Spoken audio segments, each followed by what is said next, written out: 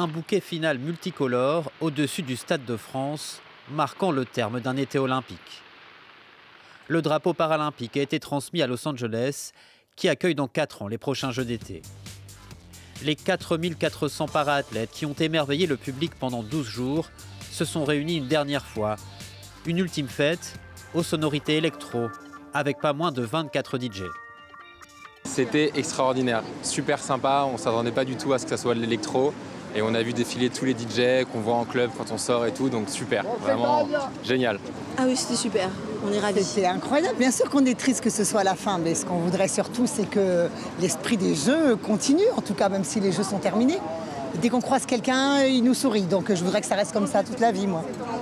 Du stade éphémère au pied de la Tour Eiffel au Grand Palais, les sites olympiques parisiens ont souvent autant marqué que les moments de sport.